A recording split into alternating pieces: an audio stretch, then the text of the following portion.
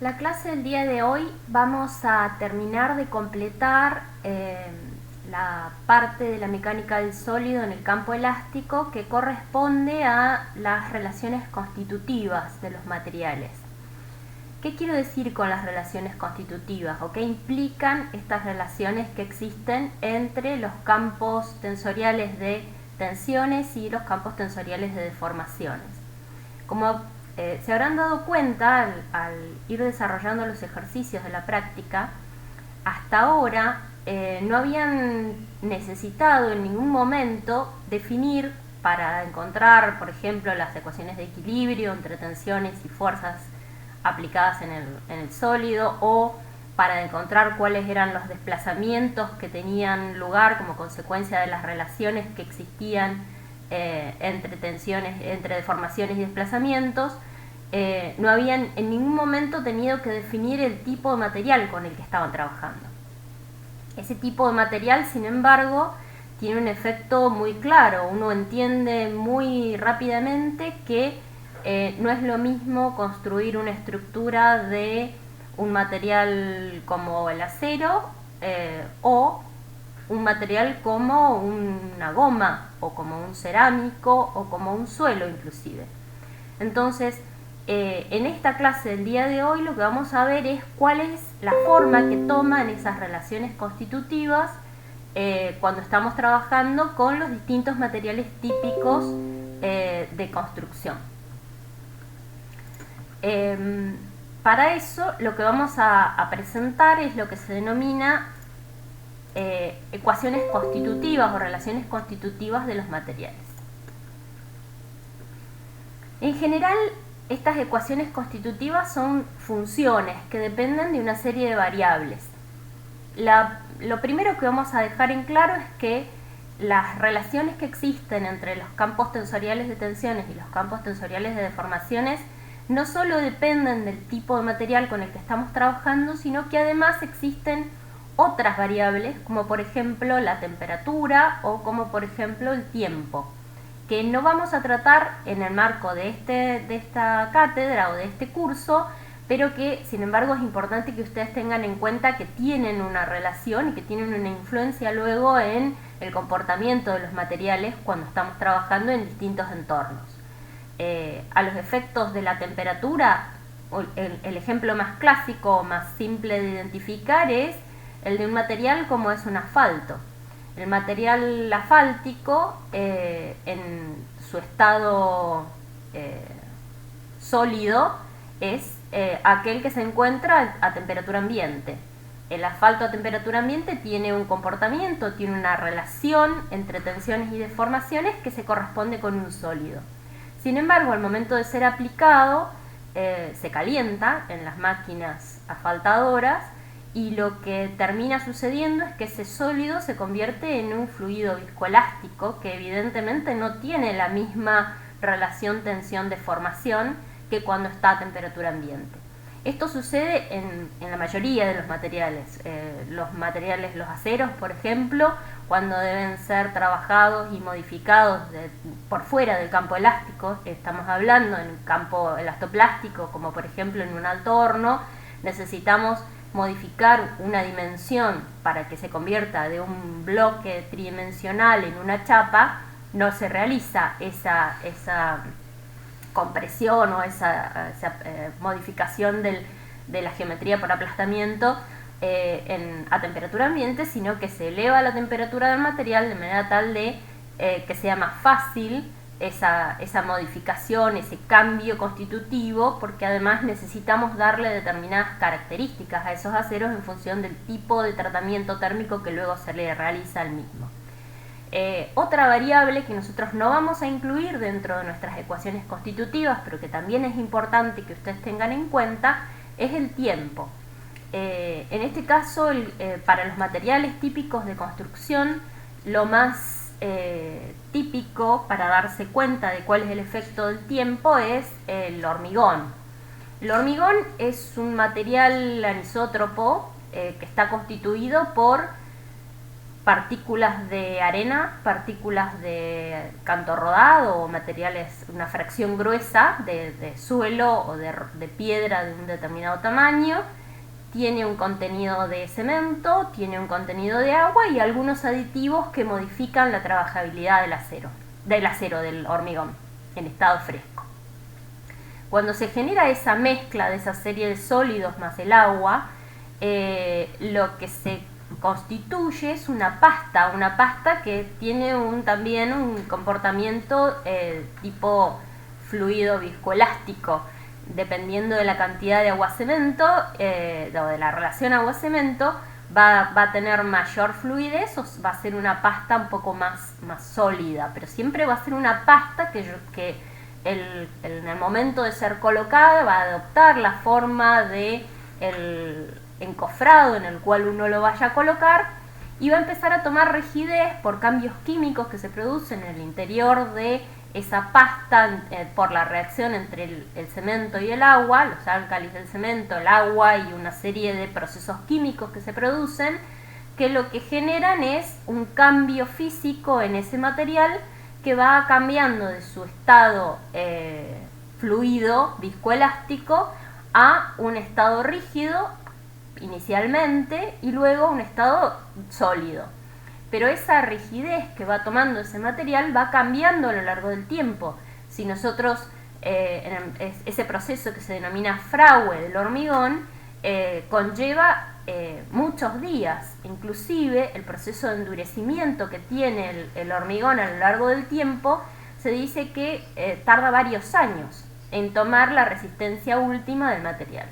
Entonces, ¿en qué momento comenzamos a utilizarlo? ¿En qué momento tenemos un material que ya puede ser considerado un material con una resistencia suficiente para ser utilizado como un material estructural?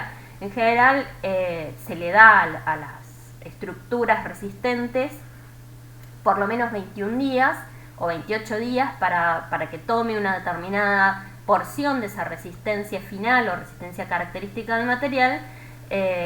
Sin embargo, puede ser desencofrado inclusive unos días antes, porque ya toma una rigidez suficiente como para no perder la forma. Entonces hay ahí una componente a lo largo del tiempo que es muy importante. ¿Qué es lo que decimos nosotros para poder utilizar una ecuación constitutiva que no tenga en cuenta esa variable temporal? Que vamos a utilizar el material o lo vamos a poner en carga recién cuando ya haya tomado su resistencia característica o que ya haya tomado una resistencia suficiente como para poder ser considerado un sólido. Y de esta manera nos evitamos tener que incluir la variable temporal en la ecuación constitutiva, precisamente porque no se ponen en carga, no se ponen en funcionamiento las estructuras hasta que no han tomado resistencia. Por otro lado, hay otros procesos, como el proceso de creep que se genera en los materiales tipo aceros, materiales ferrosos, que lo que generan es una especie de relajamiento del material en carga a lo largo del tiempo. Si bien todos estos procesos existen, no los vamos a incluir dentro de nuestra ecuación constitutiva en el marco de este curso porque escapan un poco al alcance de lo que nosotros queremos abarcar. Sí existen y sí los van a ver con un grado importante de detalle estos procesos en materiales el año que viene. Bueno, entonces, si bien tenemos en cuenta que hay una función que nos relaciona estos tensores de tensiones con los tensores de deformaciones que debería incluir la temperatura y el tiempo, entre otras variables, nosotros vamos a utilizar funciones de tensión en deformación que no las van a incluir. ¿Sí? ¿Alguien hizo una consulta? Creo que se escucha bastante cortado, por lo menos yo estoy escuchando recortado. Sí, pero se escucha todo lo que está diciendo.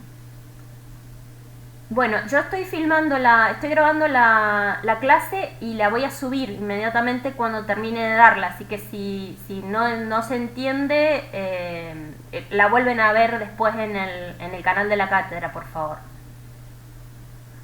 Porque no puedo, es la conexión de internet que tenemos el día de hoy. No puedo hacer mucho al respecto. Bueno, esta función tensión-deformación, decía, va a ser una función que me va a relacionar los campos de tensiones con los campos de deformaciones. Entonces, los primeros intentos o los primeros acercamientos a una función se dan para, por ejemplo, un estado unidimensional de tensiones y deformaciones. ¿Qué es un estado unidimensional de tensiones y deformaciones? Por ejemplo, una probeta que tiene una dimensión mucho más importante que las otras dos y en cuanto a su geometría, y que es sometida a una fuerza en la dirección de su eje longitudinal, como sería un ensayo de tracción uniaxial o de compresión uniaxial. En ese caso, que es el primer tipo de ensayo que uno puede realizar en un material para identificar cuáles son sus propiedades, lo que uno encuentra que en realidad la curva tensión-deformación tiene una forma que es no lineal, donde es una forma curva en el proceso de carga, y que si uno no supera el umbral de la tensión de fluencia, se produce en descarga un retorno por el mismo camino de tensiones hasta llegar a una deformación remanente nula. Sin embargo, nosotros hemos desarrollado nuestra teoría indicando que estamos en el campo de pequeñas deformaciones y pequeños giros. En ese campo estamos en el entorno de este tramo de la curva, el tramo inicial, que cuando nosotros le hacemos un zoom o la ampliamos, podemos con un grado razonable de aproximación asumir que es una recta, o que esta curva es bastante bien aproximada por una recta en ese entorno de pequeñas deformaciones. Entonces, si nosotros hacemos un ensayo en el cual medimos la tensión aplicada en la dirección longitudinal de esa pieza unidimensional, de esa probeta unidimensional, y medimos cuánto se alarga o cuánto se acorta en función de cuál sea el signo de esta tensión, vamos a poder reproducir un comportamiento lineal como este. Y bueno, como estamos en este marco, en este entorno, vamos a trabajar entonces con una condición de tensión-deformación lineal. Pero esto solo es válido así, tensión-deformación lineal, con esa relación de la ley de Hooke que ustedes conocían de la física, cuando estamos en un estado unidimensional de tensiones y deformaciones. La realidad es que lo que nosotros hemos desarrollado hasta ahora nos permitiría ampliar ese estado a un estado tridimensional de tensiones, un estado triaxial de tensiones y tridimensional de deformaciones. Entonces, nuestra relación entre el campo tensorial de tensiones y el campo tensorial de deformaciones es un tensor, que en este caso va a ser un tensor de cuarto orden, el que relaciona el tensor de segundo orden de tensiones con el tensor de segundo orden de deformaciones, tal que nos permita encontrar a nosotros cuál es la relación entre cada una de las componentes de estos campos tensoriales. Para eso ya no nos alcanzaría para escribir nuestra matriz de tensiones en el formato usual, como lo estábamos utilizando. El tensor de segundo orden lo vamos a tener que reordenar de esta manera, donde los primeros tres componentes del tensor de tensiones son la traza del tensor, las tensiones normales en la dirección 1, las tensiones normales en la dirección 2 y las tensiones normales en la dirección del eje X3, siempre considerando nuestro sistema de referencia ortonormal, cuyos versores asociados son aquellos que coinciden con las direcciones de los ejes X1, X2, X3 y normalizados. Y luego, a continuación, vamos a escribir solamente las componentes tangenciales que corresponden a las componentes 1, 2, 2, 3 y 3, 1. Dado que no es necesario, o 1, 3, dado que no es necesario incluir las otras tres componentes, porque hemos demostrado que nuestros tensores, tanto de tensiones como de deformaciones, son simétricos. Por otro lado, el tensor de deformaciones también lo podemos reordenar escribiendo como un vector, en primer lugar, los tres componentes de la traza del tensor de deformaciones y luego las componentes distorsivas.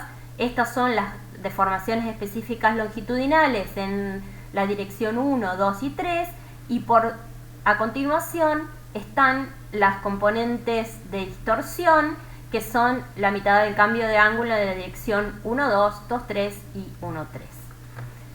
De esta manera nosotros podríamos escribir como matriz este tensor de cuarto orden, que tiene, si uno lo mira así, 81 constantes, pero teniendo en cuenta que por condiciones energéticas este tensor termina resultando en un tensor que tiene un poco más de 28 constantes independientes entre sí, lo que vamos a terminar diciendo es, supongamos que en el caso más general tenemos esta condición.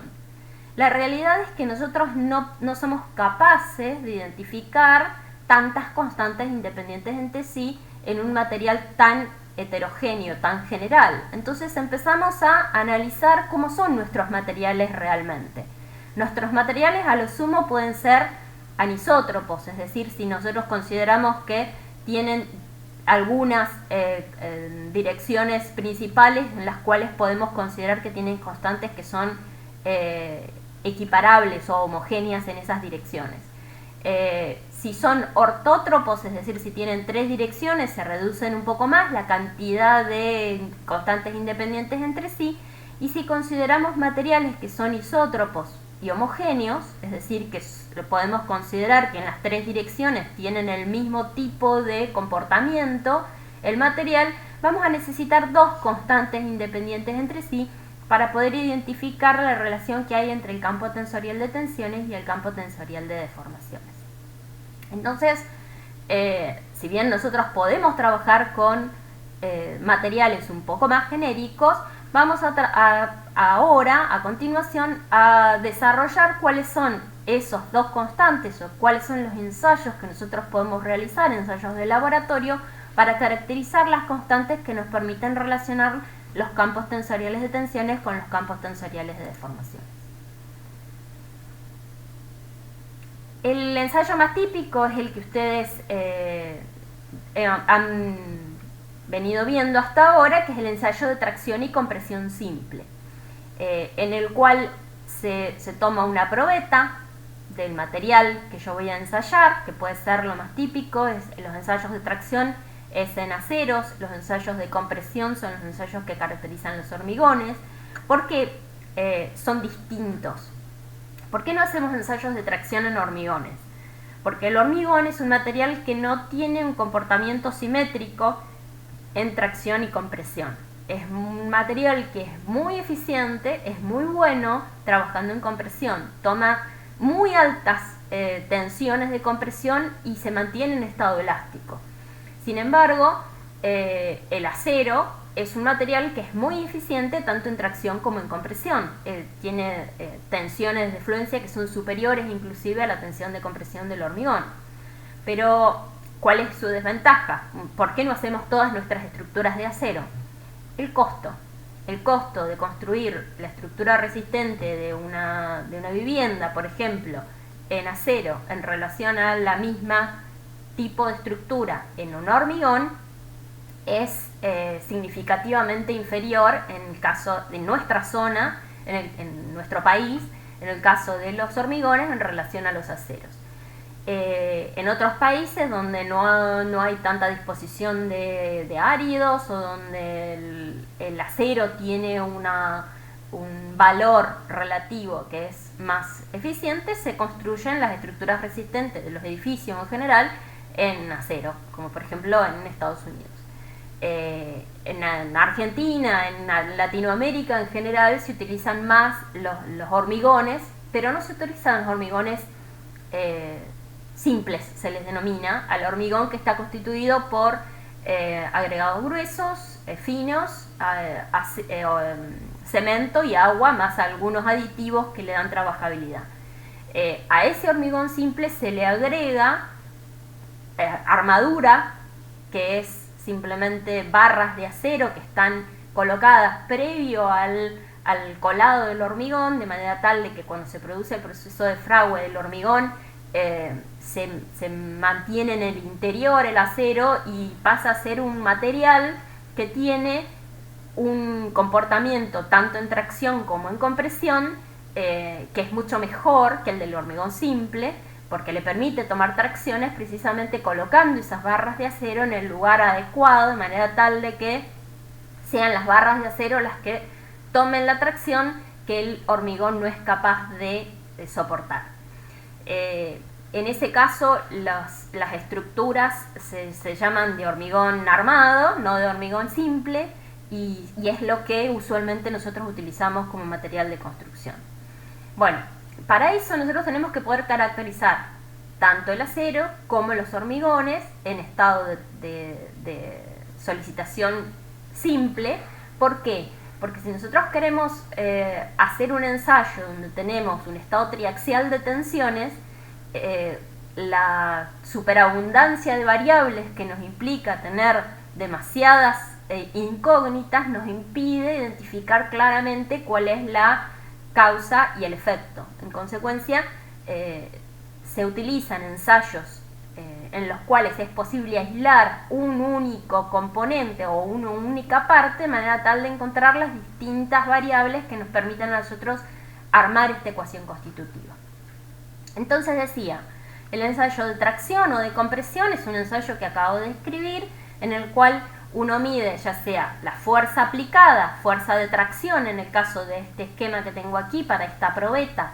Estos ensayos los van a realizar el año que viene en materiales, los primeros ensayos que van a hacer son los ensayos de tracción de aceros en la Volpert, así que lo van a poder ver en vivo y en directo.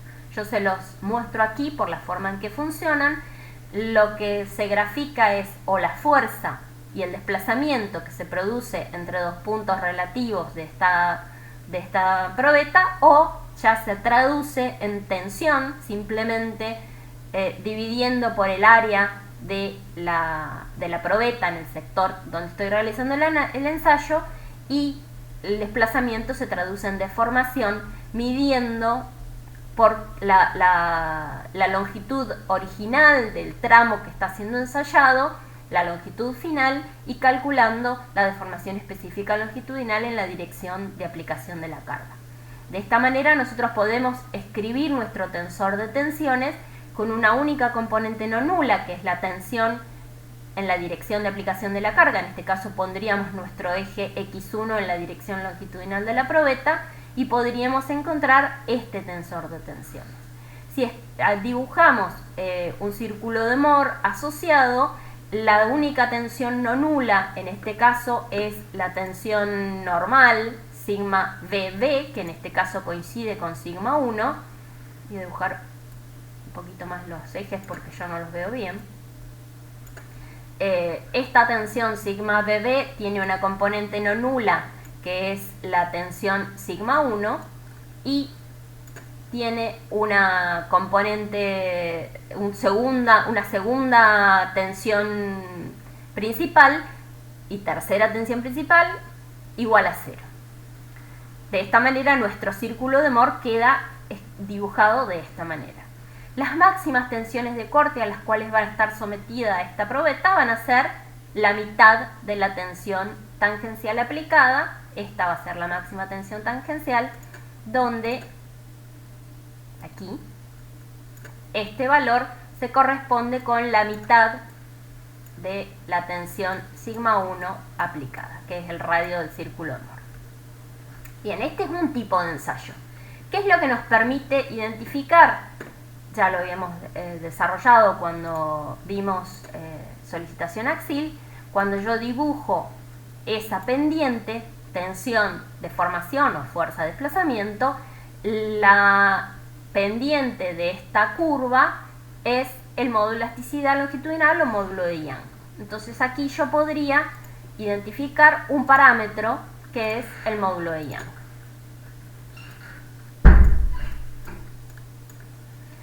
Otro tipo de ensayo que también es utilizado para caracterizar los materiales son los ensayos triaxiales de tensiones. En los ensayos triaxiales lo que se utiliza es, en este caso está dibujado aquí en gris, la probeta que está siendo ensayada. se coloca en el interior de un cilindro que es estanco, digamos, es posible lograr la estanqueidad una vez montada la máquina. Se coloca el cilindro, se llena el espacio entre la probeta y el cilindro que constituye la máquina triaxial con un fluido, con agua generalmente, a presión, a una presión que nosotros podemos identificar, podemos medir con un manómetro, y se produce una carga aplicada en la dirección longitudinal de la probeta que me permite colocar una carga que sea distinta a esta presión hidrostática que circunscribe a nuestra probeta. Entonces, de esta manera tenemos un estado en el cual tenemos una tensión, si colocamos nuestra dirección X1 en la dirección longitudinal de la probeta, X2 y X3 salientes de la probeta en forma perpendicular, lo que encontramos es que podemos medir o podemos conocer cuál es la tensión de compresión que estamos aplicando, en este caso en la dirección 2 y en la dirección 3, le vamos a llamar por ejemplo sigma 2, y en la dirección longitudinal una tensión sigma 1 que es distinta. De esta manera tenemos un estado que se denomina estado de compresión triaxial, que nos va a permitir encontrar una relación también entre la tensión aplicada y la deformación, que le vamos a llamar módulo volumétrico K. ¿Sí? Esta es otra constante que me permite relacionar este estado de tensiones con el estado de deformaciones. Acá encontramos una constante que me permite encontrar la relación entre un estado uniaxial, tracción-compresión, tensión-deformación. Y este es un estado triaxial de tensiones, donde tengo una componente hidrostática que en dos de las direcciones principales coincide, y la tercera dirección, que es la dirección longitudinal, es diferente. De esta manera podemos encontrar el módulo volumétrico. Otro tipo de ensayo es colocar nuestra probeta en un marco, en una máquina de corte, que lo que nos permite es aplicar tensiones tangenciales. Por ejemplo, desplazando una parte de este marco hacia uno de los laterales, o por ejemplo hacia la izquierda de la pantalla, y el otro hacia la derecha, de manera tal de aplicar un estado de corte simple en la probeta esta que está dibujada en gris. De esta manera nosotros podemos medir para este estado de corte simple, para esta probeta de material, cuál es la relación entre tensión y deformación. En este caso va a ser una tensión tangencial, sigma 1,2, que le pusimos aquí de nombre tau, y la deformación asociada va a estar relacionada con el cambio de ángulo que tengan estas direcciones, que originalmente eran perpendiculares y coincidentes con las direcciones 1, 2. Entonces, en este caso, esta curva lo que nos permite es encontrar la relación tensión tangencial deformación, que es el módulo de corte G. Cuando dibujamos nuestro círculo de Mohr, en este caso tenemos que las tensiones principales son, cuando realizamos el cálculo de principales, nos queda más tau y menos tau como tensiones principales, la mayor y la menor, y la tensión intermedia es 0. Cuando hacemos el gráfico de nuestro círculo de Mohr, en este caso, nuestra máxima tensión tangencial va a ser igual a tau. Bien. Por último, otro tipo de ensayo. Hay múltiples tipos de ensayos que nos permiten encontrar distintas formas de caracterizar los estados más simples que tenemos. Entonces, yo dije que si el material era homogéneo y elástico, hacían falta solo dos constantes, pero yo veo que en función de los tipos de ensayos que estoy haciendo voy encontrando distintas constantes. Y así como se me ocurrieron estas tres, puedo encontrar una con el ensayo de corte directo, que es una caja de corte con la aplicación de una compresión en la dirección perpendicular al material que estoy ensayando. Entonces este ensayo de corte directo ya no va a tener estas componentes, sino que va a tener además una tensión normal asociada para relacionar las curvas tensión-deformación. Entonces, uno puede pensar, pero entonces existirían tanto constantes independientes entre sí como ensayos de laboratorio existan, y resulta que ensayos de laboratorio se van generando todos los días porque se van modificando las máquinas, se van ideando nuevas formas de caracterizar el comportamiento de los materiales en estos estados elásticos. Entonces, lo primero que vamos a ver es si efectivamente todas estas constantes son independientes entre sí, considerando que nuestro material es isótropo, homogéneo y elástico, es decir, estamos trabajando siempre en el campo elástico.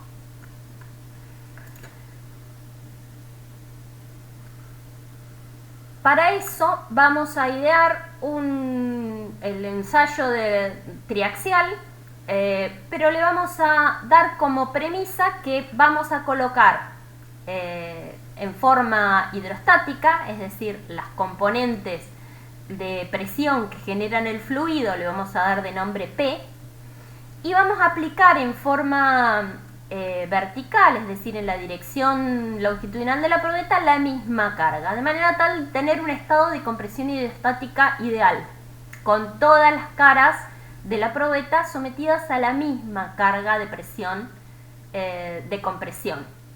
En este caso, entonces, nuestro tensor de tensiones queda escrito de esta manera. Tenemos 3 tensiones de compresión, todas son idénticas entre sí, con lo cual nuestro tensor de tensiones podríamos verlo reducido cuando vamos a hacer nuestro círculo de Mohr a un punto, donde la tensión principal mayor es igual a la tensión principal media y es igual a la tensión principal menor.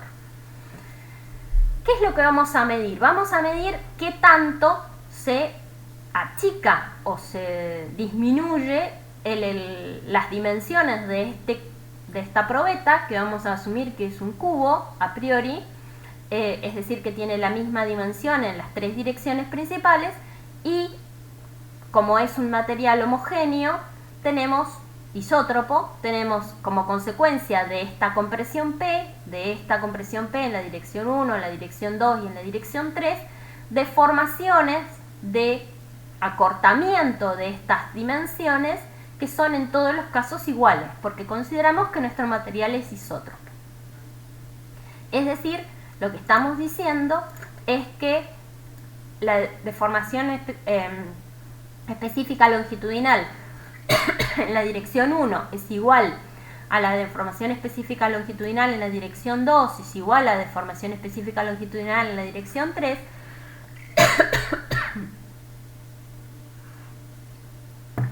es decir, podemos darle un nombre genérico E o epsilon, porque consideramos nuestro material isótropo.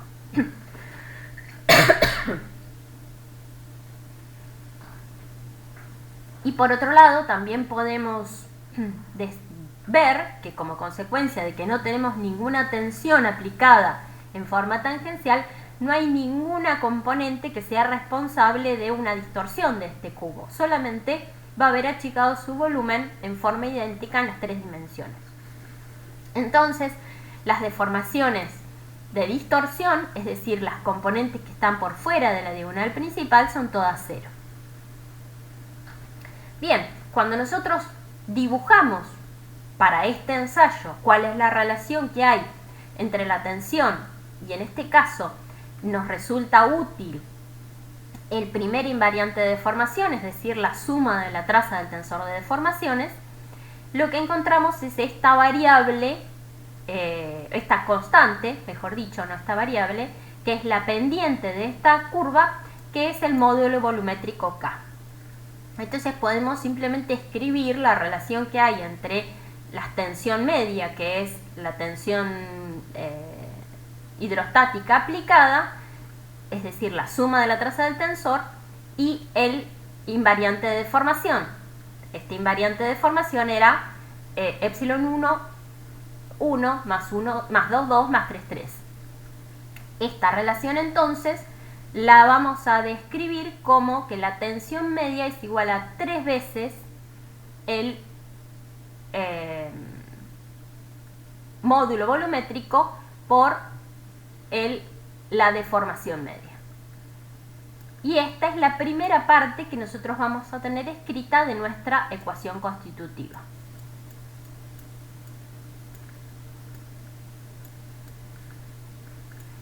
Solo para un estado de compresión hidrostática. Por otro lado, podemos también plantear cuál sería la relación que habría entre la parte desviadora del tensor de tensiones con la parte distorsiva del tensor de deformaciones. No sé si recuerdan, cuando vimos la clase de tensiones o el cierre del capítulo de los campos tensoriales de tensiones, demostramos que nosotros podíamos a cualquier tensor de tensiones dividirlo en una componente hidrostática y una componente distorsiva, precisamente porque tenemos ensayos que nos permiten caracterizar la relación que hay para las tensiones hidrostáticas y también para las tensiones distorsivas. Entonces, si asumimos que tenemos el ensayo de corte puro que yo les describí de la transparencia anterior o de la diapositiva anterior, la relación que vamos a encontrar en este caso es que solo tenemos un estado de corte puro. Por ejemplo, en este caso, la dirección 1, 2, 2, 1. ¿Y qué es lo que tenemos aplicado? Una tensión asociada, que como vimos, estaba escrita en nuestro tensor de tensiones. Un segundo que ya carga. En nuestro tensor de tensiones para este estado como tau. O sigma 1, 2, sigma 2, 1. Entonces, la relación que nosotros podemos plantear es que la parte esférica de nuestro tensor de tensiones no la tenemos, está constituida solo por ceros, en tanto que la parte distorsiva asociada al tensor de tensiones que va a generar la parte desviadora del tensor de deformaciones está relacionada con esta componente tau. Entonces vamos a plantear precisamente eso. La parte distorsiva del tensor de deformaciones la voy a dibujar en relación a la parte desviadora del tensor de tensiones y la relación va a ser 2 veces el módulo de corte. Entonces acá tenemos una segunda componente de nuestra ecuación constitutiva para el caso homogéneo y elástico, isótropo, de manera tal de que podemos tener en cuenta, por un lado, la relación que hay para las tensiones hidrostáticas y por otro lado las tensiones que hay para las tensiones distorsivas. ¿Y qué pasa con el resto de las constantes? ¿Son independientes entre sí? Si yo generé tantos ensayos de laboratorio, ¿cómo termina luego resultando la ecuación constitutiva general? Entonces vamos a plantear un tercer ensayo, que es el ensayo de tracción uniaxial, el primero que vimos en realidad, pero ahora no solo vamos a medir qué es lo que sucede en la dirección longitudinal, es decir, la relación que hay entre la tensión longitudinal y que es la aplicada y las deformaciones longitudinales asociadas, sino que también vamos a medir qué es lo que sucede en las otras dos direcciones. Cuando yo tengo un estado uniaxial de tracción, podría, por ejemplo, decir, como en la primera transparencia, que la tensión está asociada a la dirección 1, o, como puse aquí mi sistema de referencia con la dirección 1 y 2, en las direcciones perpendiculares al eje longitudinal de la probeta, podría tranquilamente definir que esa es la dirección 3, porque el sistema de referencia es arbitrario. Entonces, utilizando un sistema de referencia como este, donde yo defino que mi dirección 3 coincide con el eje x3, este sería el formato que tiene el tensor de tensiones. Como no tengo componentes en la dirección 1, 2, 1, 3 y 2, 3, y acabo de definir que en mi relación entre tensiones distorsivas y deformaciones por fuera de la diagonal principal es 2 veces el módulo de corte, puedo identificar que no existen distorsiones asociadas a estas direcciones en forma analítica, ni en la dirección 1, 2, ni en la dirección 1, 3, ni en la dirección 2, 3. Y cuando planteo que mis tensiones en las direcciones 1, 1, 2, 2 y 3, 3 son 3 veces el módulo volumétrico por epsilon m más 2 veces el módulo de corte por las deformaciones distorsivas, lo que encuentro es que yo planteo este sistema para las 3 direcciones. En la dirección 1, 1 no tengo ninguna tensión aplicada, es decir, que esta ecuación es igual a 0. En la dirección 2, 2 tampoco, pero en la dirección 3, 3 tengo la tensión aplicada en el ensayo de tracción uniaxial. Entonces tengo que resolver este sistema de ecuaciones donde las incógnitas en este caso son las deformaciones, ¿sí? Son todas incógnitas porque esta es la tensión aplicada. Yo voy a medir en la dirección longitudinal y en las direcciones circunferenciales cuáles son estas deformaciones para poder encontrar los valores de las constantes asociadas. Y cuando yo planteo eso, lo que termina sucediendo es que si yo dibujo, por ejemplo, en la dirección 3,3, que es la dirección de aplicación de la carga, en relación de las deformaciones, la pendiente es el módulo elástico. Y por otro lado, si dibujo las deformaciones en las direcciones 1,1 o 2,2 en relación de la dirección 3,3, la pendiente es el coeficiente de Poisson. Cuando yo resuelvo este sistema, lo que encuentro es que el módulo de elasticidad longitudinal o el módulo de Young es dependiente del módulo de corte y el módulo volumétrico, ¿sí? Porque esta relación que yo acabo de escribir acá es lo mismo que decir que epsilon 3,3 es igual acá a la tensión sigma 3,3 sobre K, ¿sí? Esta es la pendiente de la recta sobre E, no sobre K, sobre el módulo de Young. Entonces, la relación que me permite a mí para un ensayo de tracción uniaxial era la pendiente es el módulo de elasticidad longitudinal, y como encuentro que en este caso también depende del módulo de corte y el módulo volumétrico, termino demostrando que el módulo volumétrico es función de los otros dos. Y la misma conclusión puedo sacar en función del coeficiente de Poisson, escribiendo que epsilon 1, 1 o 2, 2 es igual a menos el coeficiente de Poisson por epsilon 3,3. Y como consecuencia también el coeficiente de Poisson está relacionado con el módulo volumétrico y el módulo de corte. De esta manera yo puedo escribir tanto estos dos parámetros, módulo de Young, coeficiente de Poisson en función del módulo de corte y el módulo volumétrico, o a la inversa, el módulo volumétrico y el módulo de corte en función del coeficiente de elasticidad longitudinal de Young y el coeficiente de Poisson.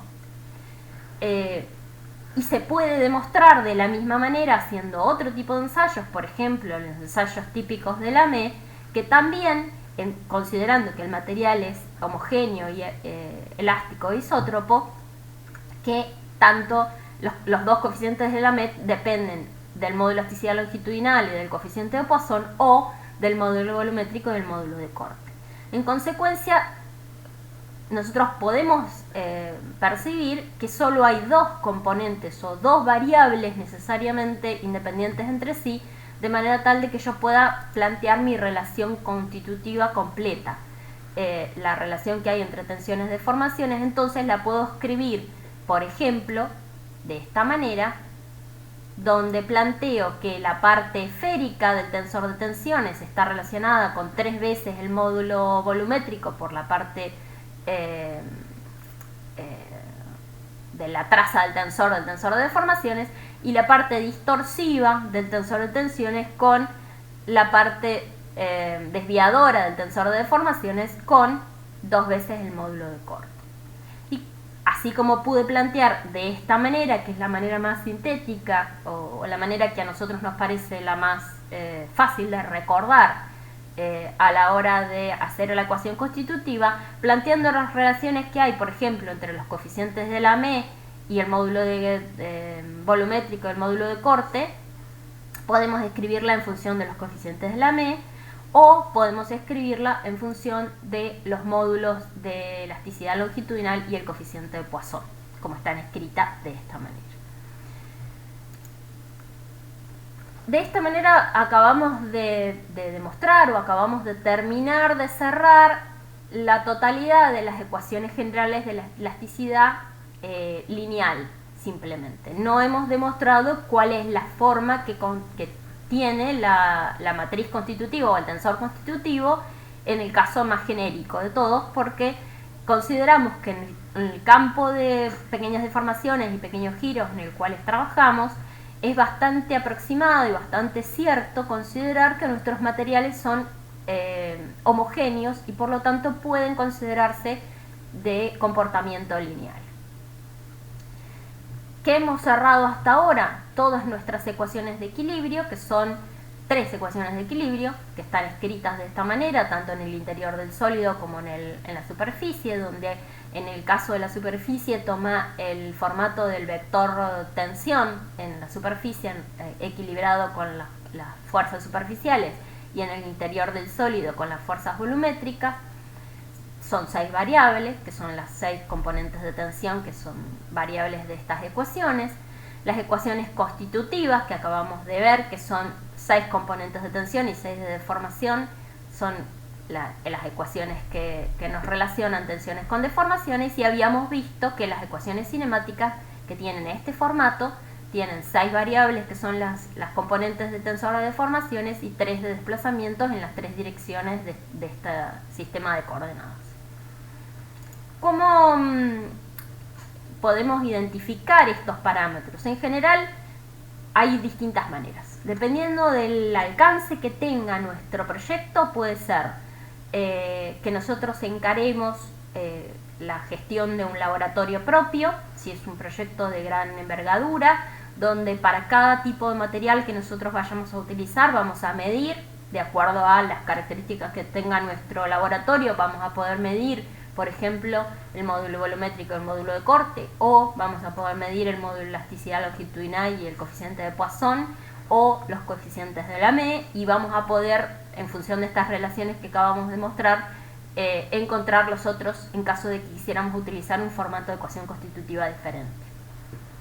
Si estamos en un proyecto de características intermedias, donde no vamos a poder gestar nuestro propio laboratorio para caracterizar nuestros materiales, porque tampoco quizás sea necesario, porque tenemos un proveedor de materiales que puede certificar cuáles son las características de los mismos. Bueno, vamos a hacer eso, vamos a especificar un determinado tipo de acero que nos va a venir con una carta de características elásticas y de tensión de fluencia, por ejemplo, que nos va a permitir a nosotros luego realizar el diseño de nuestra estructura, o vamos a especificar el tipo de hormigón, y en función del tipo de hormigón y de la resistencia característica que nosotros vayamos a especificarle al proveedor de la planta elaboradora de hormigón, vamos a luego poder garantizar, o va a garantizar el proveedor en realidad determinadas características de esos materiales, y entonces no vamos a necesitar hacer ensayos propios. Solo vamos a hacer, en el caso de los hormigones, ensayos de verificación.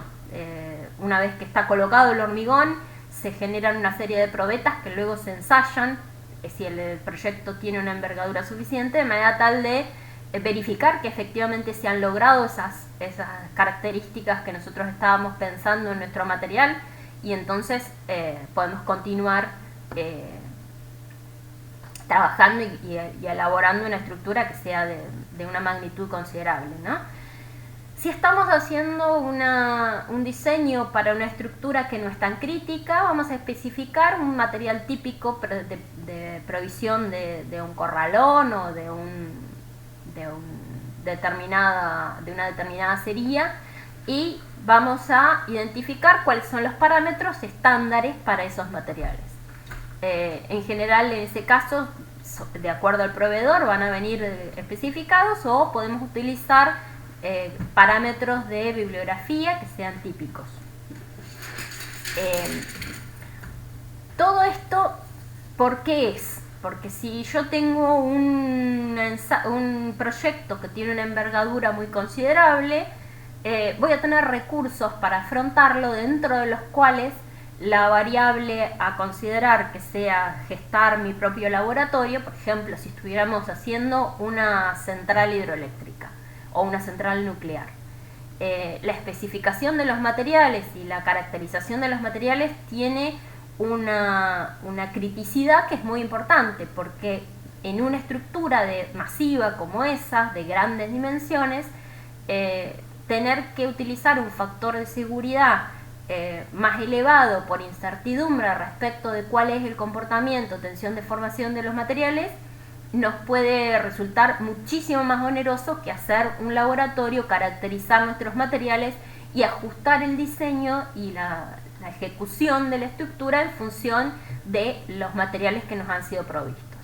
Cuando estoy en una estructura, por otro lado, mucho más modesta, como puede ser, por ejemplo, un cartel de estos de publicidad que tienen grandes dimensiones, pero es un material muy estandarizado de provisión de una sería, voy a utilizar las características que vienen especificadas por el proveedor, porque de cualquier manera esa estructura es una estructura que por su propio costo no justifica estar realizando ensayos, no justifica ni siquiera encargarlos a un tercero. Entonces, este tipo de condicionamientos de presupuesto principalmente son los que van a definir si voy a realizar mis propios ensayos, voy a utilizar datos provistos por el proveedor o voy a utilizar datos de bibliografía como estos que están condensados aquí en esta tabla.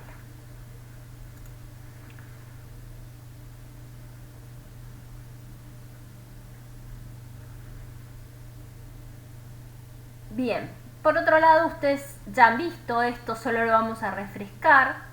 Cuando asociados a los estados de temperatura se producen deformaciones que no están incluidas en esta ecuación constitutiva, ustedes vieron que en lo que dijimos al inicio de la clase, no las vamos a contemplar en la definición de este tensor constitutivo, sino que simplemente vamos a dejarlo a un costado. ¿Por qué? Porque nosotros podemos caracterizar las deformaciones térmicas independientemente del estado tensional al que está sometido el cuerpo, porque las deformaciones térmicas se producen precisamente por el efecto de la temperatura, de la aplicación de un campo de temperatura a un determinado material, que está caracterizado por un coeficiente de dilatación térmica, alfa, donde solo se generan deformaciones volumétricas, no se generan deformaciones distorsivas como consecuencia de la aplicación de un cambio de temperatura. Entonces podemos simplemente sumarle a nuestra ecuación constitutiva, que aquí la tenemos escrita en términos de deformaciones en función de las tensiones y los coeficientes de elasticidad longitudinal de Young y el coeficiente de Poisson, sumándole a la ecuación constitutiva simplemente la componente en relación tensión-deformación de la traza del tensor de deformaciones asociado a este delta de dilatación térmica por el cambio de temperatura. No vamos a tener como consecuencia de la aplicación de la temperatura cambios tensoriales, es decir, cambios en el tensor de tensiones. Tensionales era la palabra. Salvo que las restricciones propias de los vínculos de la estructura me generen tensiones por impedimento de las deformaciones. El ejemplo más típico es, por ejemplo, si tuviéramos aquí una tubería de oil and gas, supongamos que fuera gas, que tiene una soportería porque no está enterrada, sino que está por sobre el nivel del terreno natural, y esa soportería supongamos que está apoyada sobre apoyos móviles. Si ambos apoyos fueran móviles, es decir, si yo no tuviera restricciones a la deformación, simplemente lo estoy apoyando de manera tal de que no se caiga esta tubería o este gasoducto, y este gasoducto está sometido a cambios térmicos como los que usualmente suceden en el campo. En verano pasamos de 3, 4 grados, 8 grados en la noche a 40 grados en pleno sol a mediodía.